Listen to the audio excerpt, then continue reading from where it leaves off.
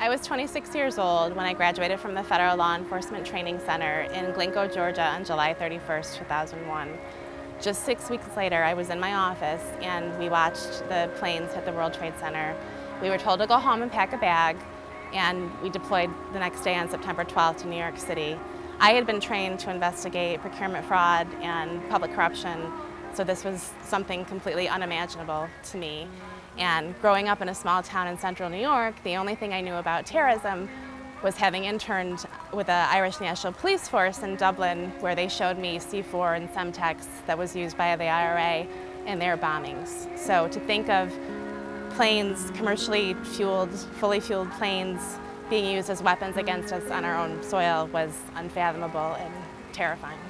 When we first arrived in New York City, we started working at the landfill in Staten Island, Fresh Kills landfill. They were essentially trucking and ferrying everything out from ground zero to the landfill where we could actually search it. So we worked 12-hour days.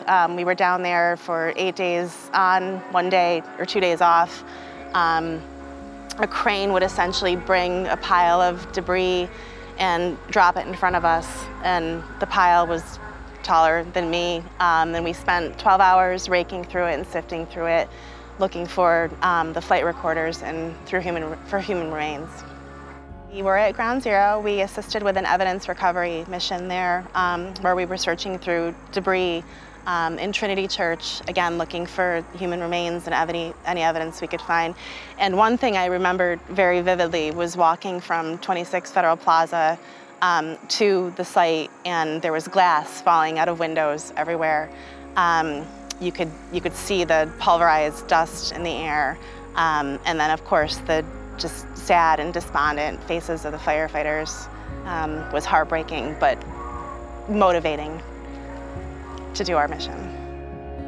The very first thing I remember is the utter silence throughout the city. I've been to New York many, many times, and it's exhilarating and exciting, and it was just utter silence when we first arrived, other than alarms going off.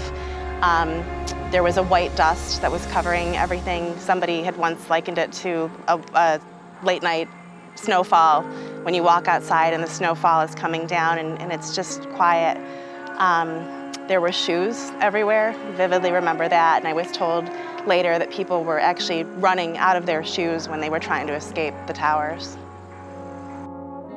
I don't remember when it happened or how it happened, but we were given Christmas ornaments, or what I use as a Christmas ornament, cards, paper cards and paper angels that children in New York City and across the country had made for us. So they are the first ornaments I put on my Christmas tree every year, and to me it just represents all things love.